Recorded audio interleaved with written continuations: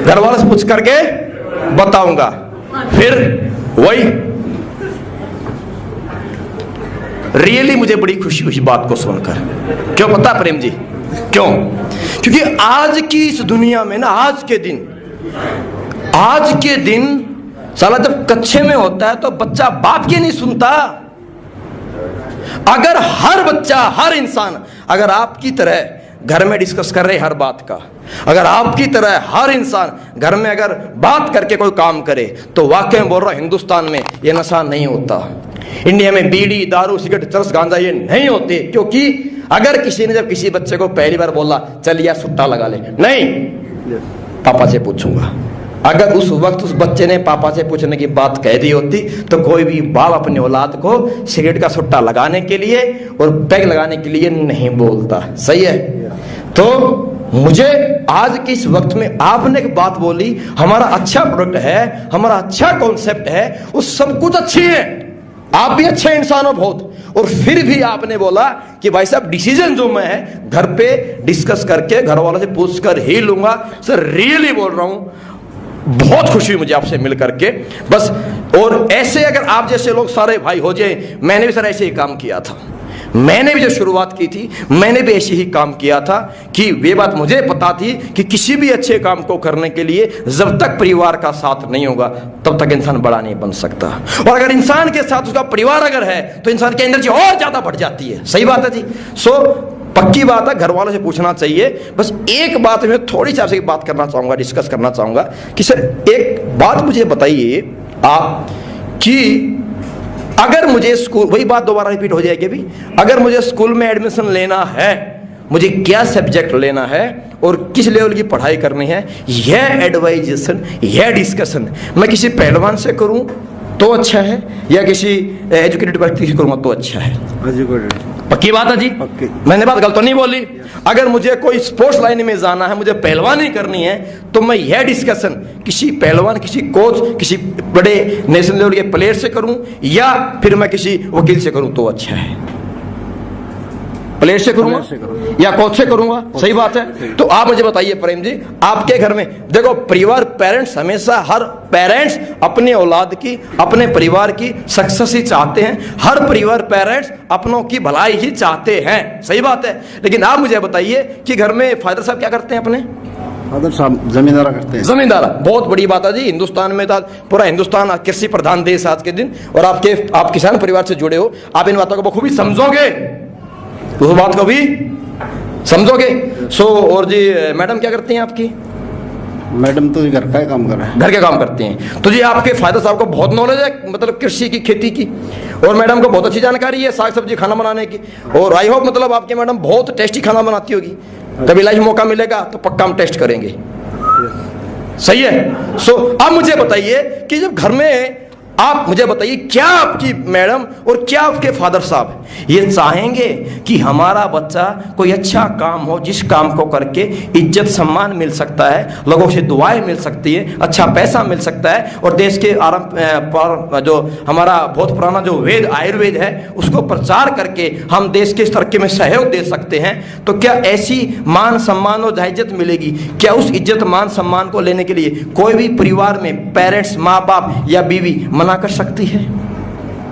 बाप तो मना कौन करे, जब बीवी मना करे? हाँ, अभी आपने पूछा ही नहीं है।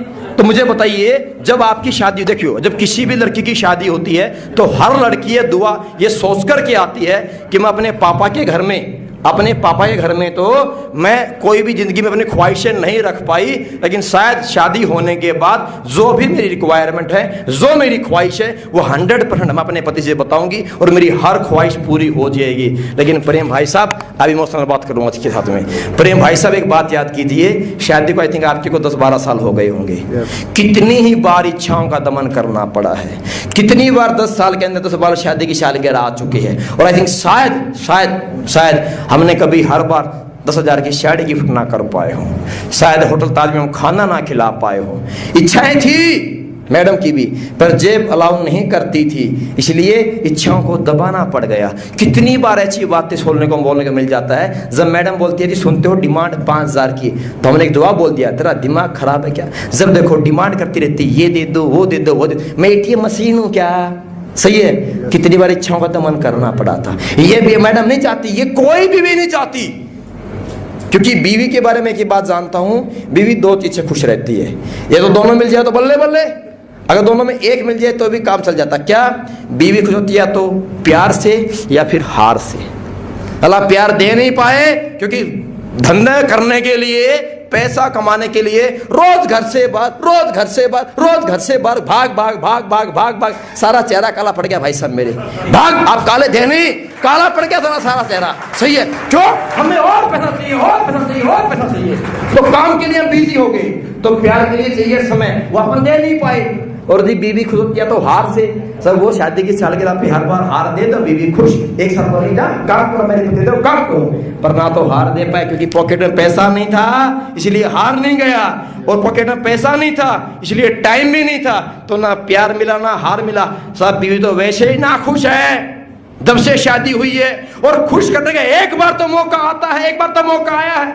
ये देखिए वीडियो, आप फोटो दिखाना, कैटलॉग दिखाना, वीडियो दिखाना, ये देखिए ना, ये फलाने, ये हमारे भंडारी जी हैं, ये आर्मी पर्सन व्यक्ति, मुझे बताइए बात, इनकी बीवी कहाँ खुश रहती होगी भाई साहब? साल में 90 दिन छुट्टी मिलती है इनकी, 90 पूरी भी नहीं है, लेकिन आज ये सिस्टम में काम कर रहे हैं और इनको हिंदुस्तान में लोग जानते हैं। ये देखिए इनकी वीडियो, इनकी मैडम देखिए, अगर ऐसी वीडियो आपकी मैडम देखे, उस मैडम क्या बोलेगी? काश मेरे को तो हर बार यही पति मिले। और जिसको हिंदुस्तान में लोग जानते हैं, क्या मैडम खुश नहीं होगी?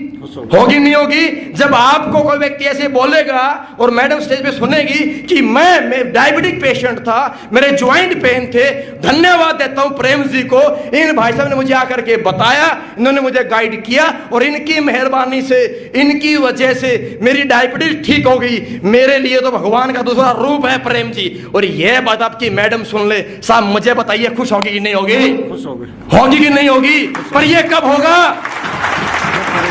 जब प्रेम जी आप फैसला करेंगे। ये फ्यूचर को मैडम नहीं समझ सकती। ये मैडम तब खुश होंगी जब ये हम करके दिखा देंगे।